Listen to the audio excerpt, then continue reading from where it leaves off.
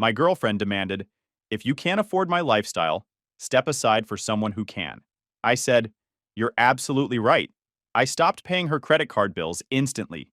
She called me screaming when her card declined at a Michelin star restaurant with her new date. So here's the thing about dating someone who treats you like a human ATM. Eventually, the machine stops dispensing cash. Took me 2 years to figure that out, but when I did, the shutdown was immediate and absolutely beautiful. I'm 31, work in logistics management for a mid-sized shipping company. Nothing flashy, but the money's solid. 6 figures, good benefits, predictable schedule. I drive a paid-off truck, own a decent townhouse, and generally mind my business. Not the kind of guy who needs to flex or prove anything to anyone. Met Brittany at a corporate networking thing about 2 years back. She worked in event planning, always dressed sharp, knew how to work a room. Pretty in that high-maintenance way. The kind of pretty that requires a standing appointment at 3 different salons. We hit it off initially. She was funny, confident, seemed to have her life together. First few months were normal enough. We'd split dinner bills, take turns planning dates, the usual give and take. She had her own apartment in a trendy part of downtown, drove a leased BMW, and talked a lot about building her brand. I didn't think much of it at the time. Looking back, the warning signs were there from the start. She name-dropped expensive restaurants she'd been to, mentioned designer brands casually in conversation. Her apartment had that Instagram-ready aesthetic: white furniture, gold accents, plants positioned for optimal lighting, the kind of place that looks amazing in photos, but costs a fortune to maintain. She worked maybe 20 hours a week, but lived like she was pulling 6 figures. I should have asked more questions. I didn't. The shift happened gradually, so gradual I barely noticed until I was already neck-deep in it. It started with little comments. We'd be looking at a menu and she'd mention how she usually orders whatever she wants without checking prices. Or we'd walk past a boutique and she'd casually say she misses being able to shop without budgeting, always delivered with this little sigh, like she was reminiscing about better times. I'd ask what changed. She'd give vague answers about the economy, about event planning being seasonal, about how starting a business was harder than she expected. Made it sound temporary, made it sound like she was just in a rough patch. Being the idiot I was, I took the bait, started picking up more tabs, offered to cover things here and there. Figured I was being a good boyfriend, showing I could provide, be generous. Classic mistake. The first time I paid for something significant was about 4 months in. We'd gone to this upscale place for her birthday. She ordered the full experience: appetizers, entrees, dessert, the works. When the check came, she reached for her purse, then got this panicked look. Said she'd left her wallet at home. Was so embarrassed. Kept apologizing. I waved it off. Told her it was her birthday, my treat anyway. She hugged me. Told me I was amazing. Said she'd get the next one. She didn't. A week later, we went to brunch. Check came. She didn't even reach for her purse. Just sat there looking at me expectantly. I paid. Didn't say anything. That became the pattern. I paid for dates. Every single one. She stopped offering. Stopped pretending. Just assumed. After about 6 months, the requests started getting bigger. Within 6 months, I was essentially funding her entire lifestyle. It didn't happen overnight. That's the thing about financial manipulation. It's death by 1,000 paper cuts. First it was dinners. Then it was her saying she was a bit short on rent this month. Could I help out just this once? Then her car payment was higher than expected. Then her credit card had an unexpected balance she couldn't quite cover. The rent thing happened around month 7. She called me crying. Said her biggest client had delayed payment on an event, and now she was $800 short on rent. Asked if I could loan it to her just until the check cleared. Promised she'd pay me back the second it hit her account. I transferred the money that day. The check cleared 2 weeks later, according to her. I never saw a dime of that $800. A month after that, her car payment bounced. Bank fee put her account in the negative. Could I cover the payment plus the fee? She'd pay me back with her next paycheck. Another $600. Never saw it again. Then it was her insurance. Her phone bill. Her internet. Always small enough that making a big deal about it felt petty. Always positioned as temporary. Always with promises to pay me back. Every time it was temporary. Every time she'd pay me back. Except she never did. I kept a mental tally at first. Told myself I'd bring it up when it hit a certain amount. But that number kept moving. 500 became 1,000. 1,000 became 5. 5 became 10. Before I knew it, I'd been subsidizing her life to the tune of about $3,000 a month for over a year. The wild part? She never actually asked directly. It was always implied. Always positioned as me offering, me stepping up, Me being the man. She was just the damsel with unfortunate financial timing. Meanwhile, she was posting on social media about her amazing independent life. Photos of her apartment, her outfits, her brunch spots. Her friends commenting about how she was such a boss, how she was crushing it, how inspiring she was. All funded by me. I started noticing other things too. She'd complain about money to her friends on the phone, then ask me if we could try that new sushi place this weekend. She'd post about being a struggling entrepreneur, then show up wearing a new bag that cost more than my monthly utilities. The cognitive dissonance was wild, but I convinced myself she needed support. That relationships were about being there for each other, that I was being a good partner. Her credit card situation was the crown jewel of the whole setup. About 8 months into us dating, she mentioned her credit card debt was getting out of hand. Interest rates were killing her, making it impossible to get ahead. She showed me the statements, 12 grand across 3 cards, all maxed out. Said she felt so stressed about it, couldn't sleep, was embarrassed to even tell me. The balances were from before we met, she said, from when she was building her business, buying equipment, paying for marketing, investing in herself. Now the minimum payments alone were eating up half her income. I made the suggestion myself, told her I'd add her as an authorized user on one of my cards, the one with the best rewards program, and a stupid high limit I never came close to using. She could consolidate, pay off her cards, and then we'd tackle my card together with no interest for the first year. She cried, actually cried, told me I was saving her life, that she'd never forget this, that she'd pay me back double. Yeah. The card arrived at her place within a week. She sent me a photo of it with a heart emoji and said she'd use it responsibly. That lasted about 3 days. First charge was $400 at a spa. Full day package, massage, facial, mani-pedi, the works. She texted me a selfie in a robe, said she needed to de-stress after all the financial anxiety I'd helped relieve. Then $600 on a handbag. Said it was an investment piece, something she needed for client meetings to look professional. Then $350 at some organic meal prep service. Said she was taking her health seriously and this would actually save money in the long run. Then $500 at a boutique gym. Personal training package, again, for her health. I'd see the notifications pop up on my phone and just accept it. Told myself she was working on her business, needed to maintain appearances, deserved to feel good about herself. The charges got more frequent, more expensive. $200 here for shoes, $300 there for a facial treatment, $750 for a new phone because hers was running slow and she needed it for work. Within 3 months, she'd put another 8 grand on my card. I didn't say anything. Kept thinking about the interest we were avoiding. Kept telling myself this was still better than her paying 20% on her old cards. Meanwhile, I was eating sandwiches at my desk and driving past the gas station with the cheaper prices. Her social media presence exploded during this time. Professional photos of her in those new outfits, aesthetic shots of her apartment, stories about her morning routine with products from that organic meal service. Everything carefully curated to show success. And the comments rolled in. People congratulating her, asking how she did it, telling her she was an inspiration. She'd screenshot the nice comments and send them to me. Look, people are noticing. The investment is paying off. This is all going to be worth it. I wanted to believe her. So I did. The kicker was how she talked about money around her friends. I'd hear her on the phone, complaining about being broke, saying how hard it was out here for independent women, how expensive everything was. Then she'd hang up and ask me if we could go to that new steakhouse this weekend. Her friends thought she was self-made. Her social media showed this curated life of brunch spots and designer details. And I was the invisible bank funding the whole production. I didn't even mind it that much at first, if I'm being honest. I liked feeling needed, liked that she depended on me. Made me feel important, you know? Provider energy and all that.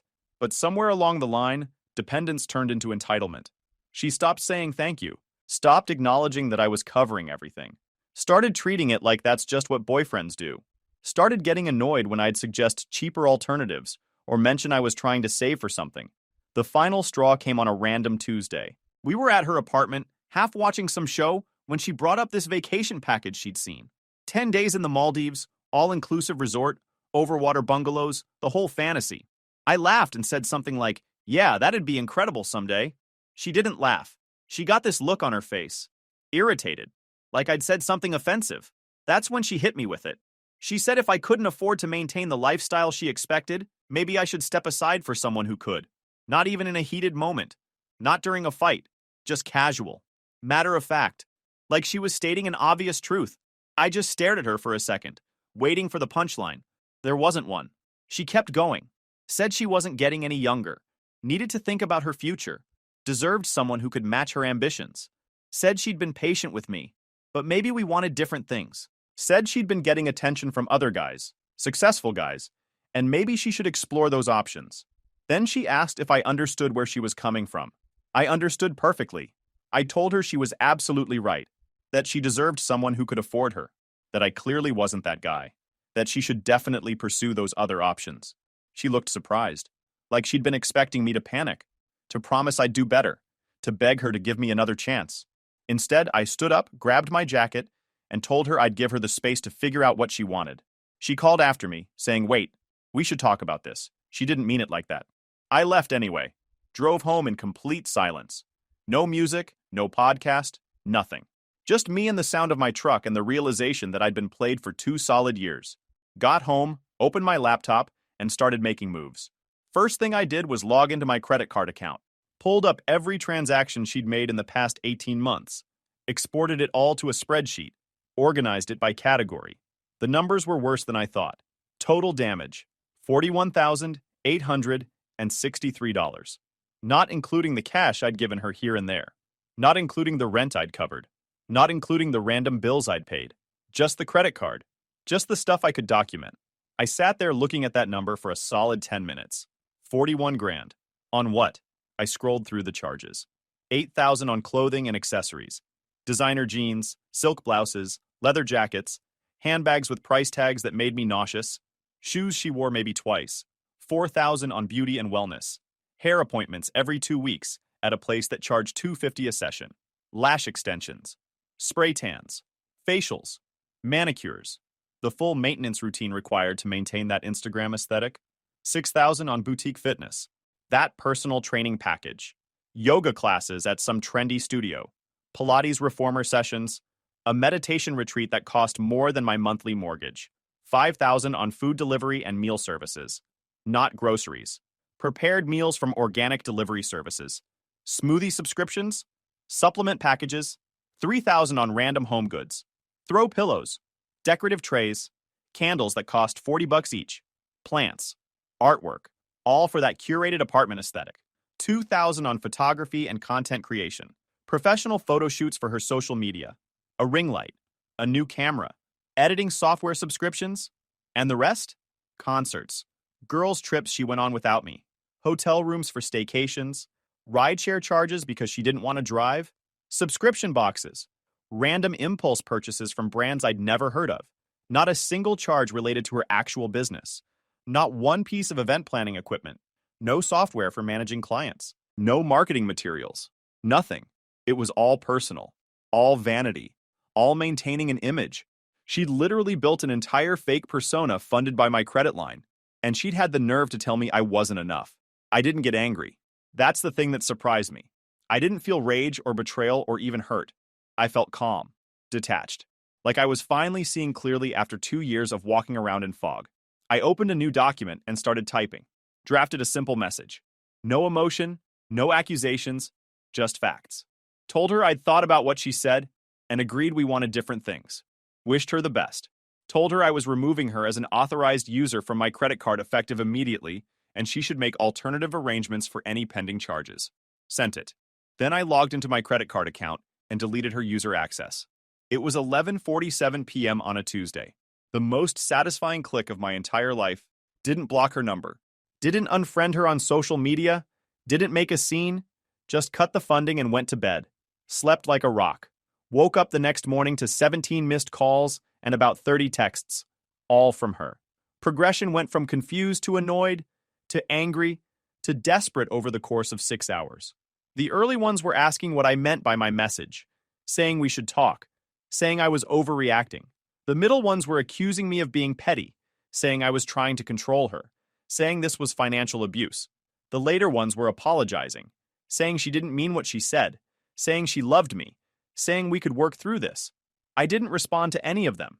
Went to work, did my job, came home, went to the gym, lived my life. She kept texting, kept calling. I kept ignoring. 3 days went by. The messages got less frequent. Figured she'd moved on. Found one of those successful guys she'd mentioned. Good for her. Then, Friday night happened. I was at home, meal prepping for the week, when my phone started blowing up. Not texts this time.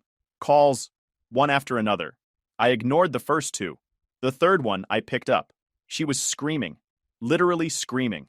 Could barely understand what she was saying between the crying and the yelling. I caught fragments. Something about a restaurant. Something about her card being declined. Something about me ruining her life. I waited for her to run out of breath, then asked her calmly what the problem was. She lost it all over again. Said she was at dinner. Her card got declined. She looked like an idiot in front of everyone. How could I do this to her? What was wrong with me? I asked where she was. She named some fancy spot downtown. The kind of place with a months-long wait list and a dress code. I asked who she was with. She got quiet, then said it didn't matter. I said it kind of did matter, actually, since she'd specifically mentioned exploring options with other successful guys, and here she was 3 days later at a Michelin star restaurant with someone who apparently wasn't me. More silence.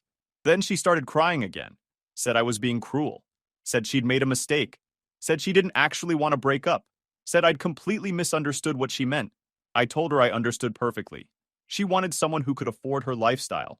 I agreed I wasn't that person, so she was free to find someone who was, and since she was at dinner with what I assumed was a potential replacement, seemed like she was well on her way. She tried to backtrack, said it wasn't like that, said it was just a friend, said she thought we were still together. I asked if she'd told her dinner companion she had a boyfriend. She didn't answer. I told her she should probably figure out payment for her meal and hung up.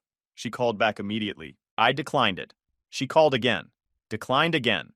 She sent a flurry of texts. Ignored them all. Finished my meal prep, watched a game, went to bed. The next morning, I got a call from a number I didn't recognize. Answered it thinking it might be work. It was Brittany's mom. Oh, this was going to be good. Her mom started in on me immediately. Said Brittany had called her in tears.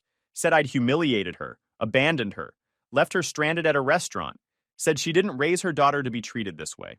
I let her finish her whole speech. Then I calmly explained that Brittany had told me I wasn't financially successful enough for her and should step aside for someone who was. So I did exactly that. Stepped aside. Removed her access to my credit card. And now she was free to date whoever she wanted. Her mom sputtered. Said that couldn't be true. Said Brittany would never say something like that. I told her she was welcome to ask her daughter about it. Then I mentioned that Brittany had racked up over $40,000 on my credit card in 18 months and hadn't paid back a single cent despite multiple promises to do so. Dead silence. Then her mom said she didn't know about any of that. I said most people didn't. That Brittany was very good at managing her image. Her mom got defensive. Said I was making her daughter sound terrible. Said relationships were about supporting each other. Said I was being selfish. I told her she was right. Relationships were about support, mutual support, not one person funding another person's luxury lifestyle while being told they're not enough. She hung up on me. 20 minutes later, Brittany called. Said her mom had just reamed her out. Asked what I'd told her. Accused me of trying to turn her family against her. I told her I'd told her mom the truth. That she'd said I should step aside for someone more successful, and that she'd charged $41,000 to my credit card without paying any of it back. She tried to spin it. Said I was taking what she said out of context. Said the credit card thing was complicated. Said I'd offered to help her, and now I was using it against her. I asked her what the proper context was for telling your boyfriend to step aside for someone richer. She couldn't answer that. Then she shifted tactics. Started crying. Said she'd made a mistake. Said she was stressed and said something stupid. Said she didn't mean it the way it sounded. I asked her about the dinner Friday night. Asked who she was with. She said it was just someone from a networking event. Said it wasn't a date. Said she was trying to drum up business for her event planning. I asked if this networking contact knew she had a boyfriend. She went quiet. I asked if he was the one who was supposed to pay for dinner. More silence. Then she said it didn't matter because he ended up being useless anyway. That's when I knew for sure. She'd already been lining up replacements, testing the waters, seeing if she could upgrade.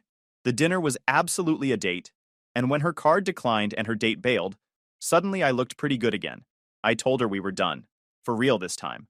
No more conversations. No more chances. She started begging. Said she'd change. Said she'd get a real job. Said she'd pay me back every penny. Said she couldn't lose me. I told her she'd already lost me the second she suggested I step aside. She asked if there was anything she could do. I said no and hung up. She texted me about 50 times over the next hour. Long paragraphs about how sorry she was. How she'd never felt this way about anyone. how she was going to prove she'd changed. I didn't respond to any of them. 2 days later, a mutual friend reached out. Guy named Kevin who worked in finance. I'd met him at a few of Brittany's social events. He said Brittany had called him crying, asked if he'd talk to me, convinced me to give her another chance. I asked Kevin if Brittany had ever mentioned me when we'd met at those events. He thought about it, said actually no. He'd assumed I was just a friend. She'd never introduced me as her boyfriend, never mentioned being in a relationship. I asked if she'd flirted with him. He hesitated, then admitted she'd given him her number once, suggested they grab coffee sometime. He'd thought she was single and interested.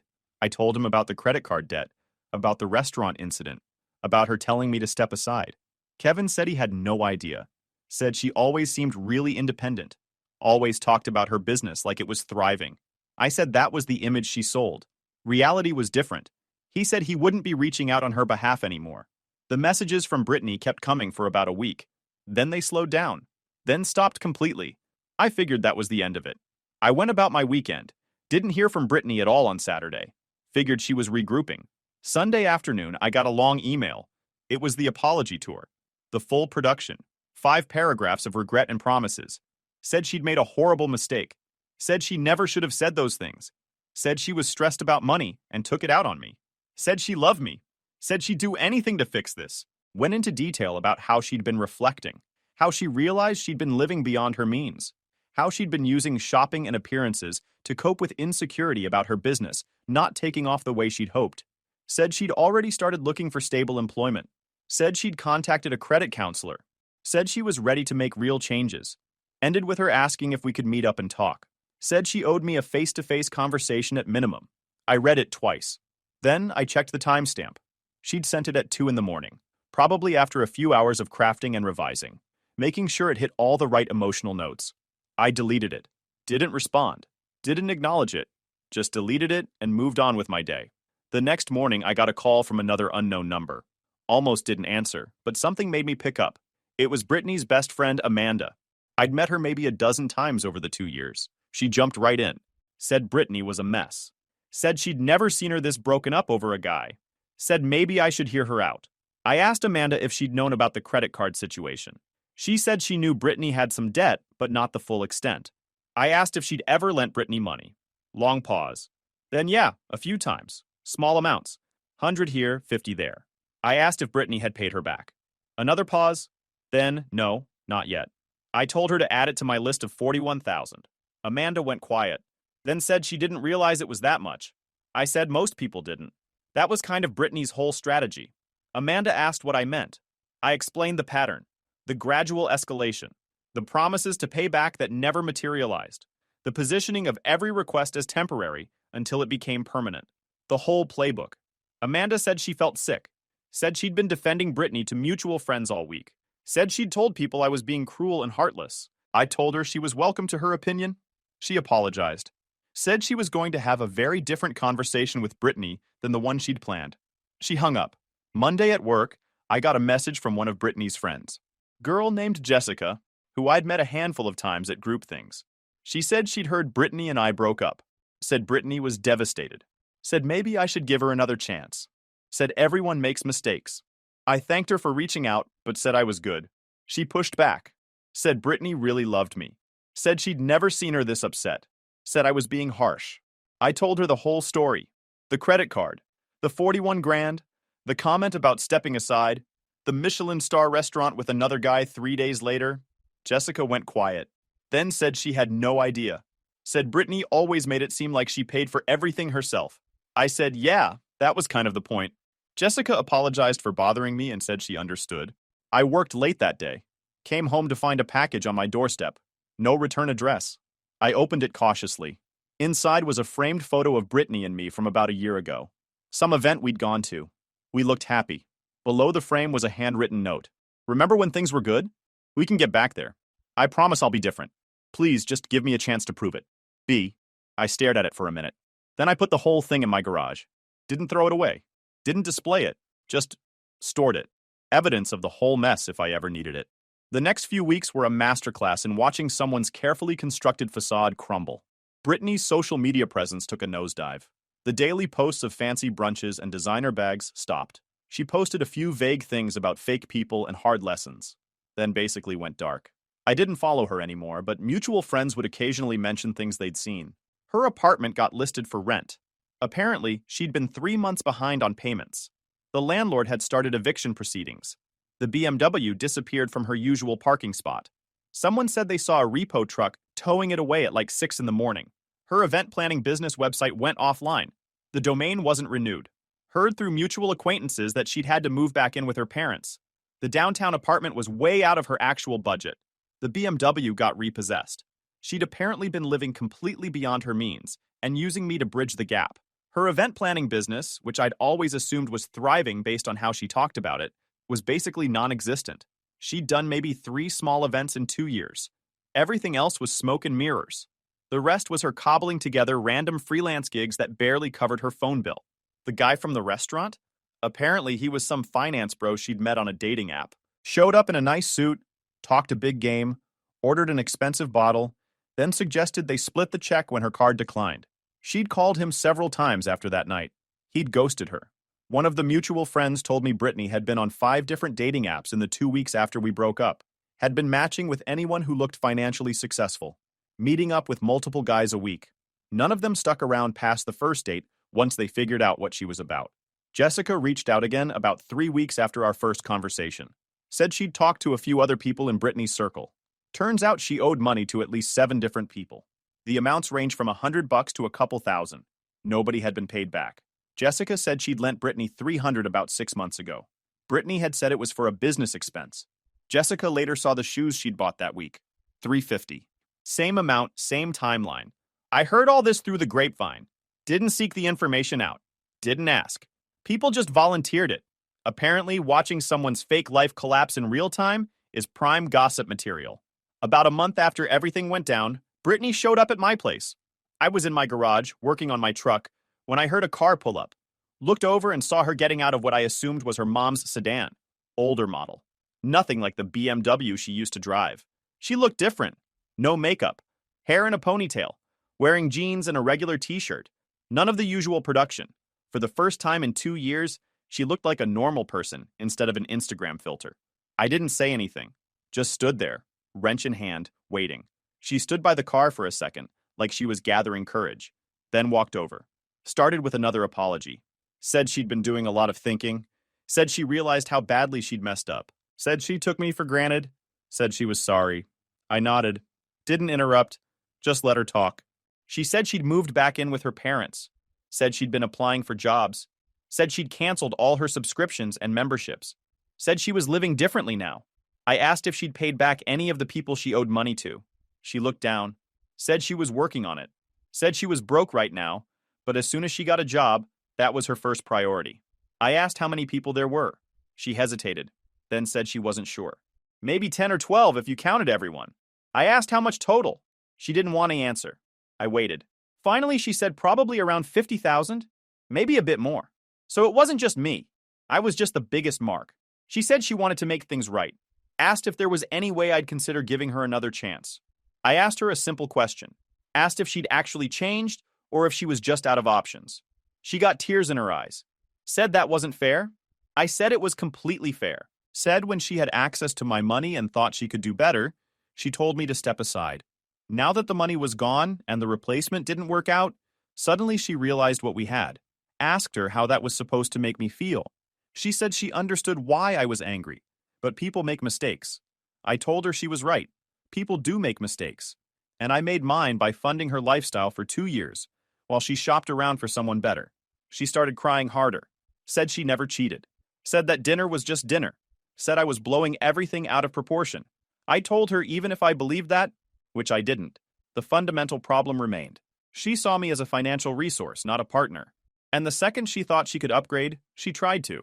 The fact that it didn't work out didn't change her intentions. She said she'd prove she'd changed. Said she'd get a real job. Said she'd pay me back. Said she'd do whatever it took. I asked her specifically what job she was applying for. She mentioned a few administrative positions. Reception work. Data entry. Nothing in event planning. I asked if she was still trying to build her business.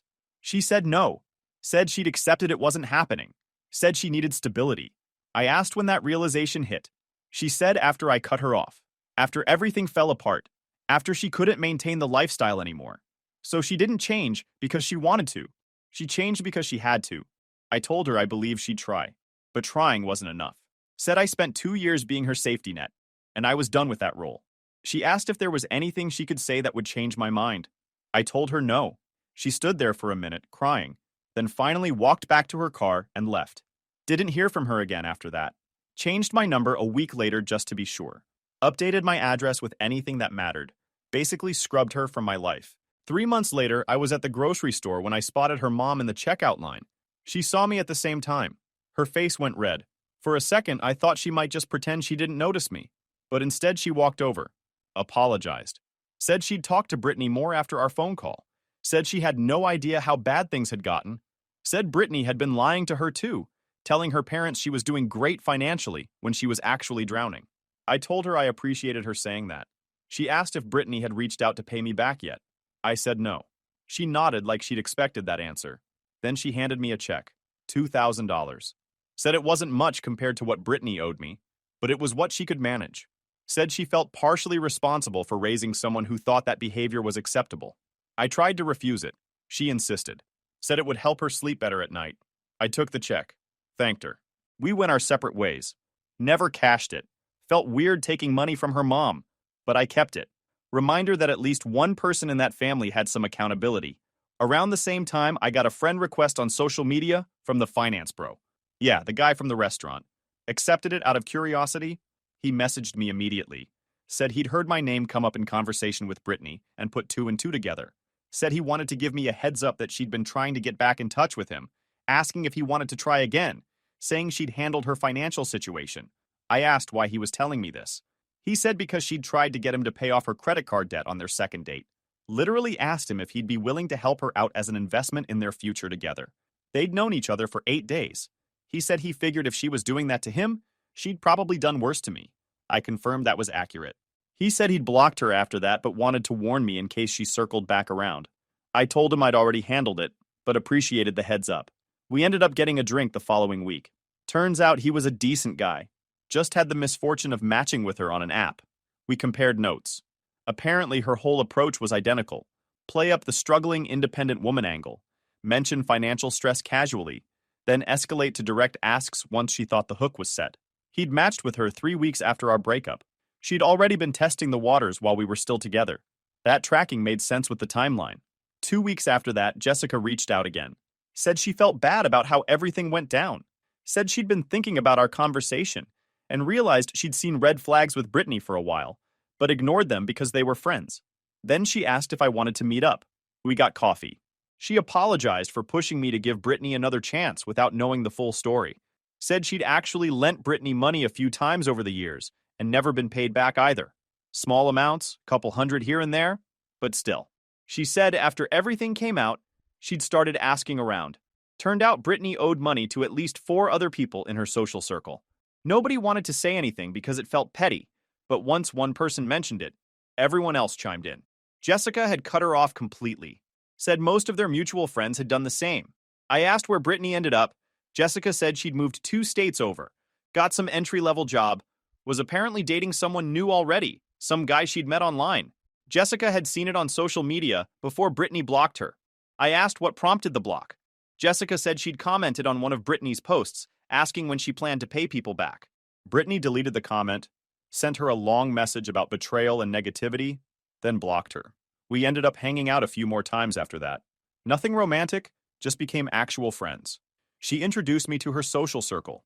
Normal people. People who split checks and didn't treat relationships like business transactions. Met a woman named Rachel through that group about 4 months after everything went down.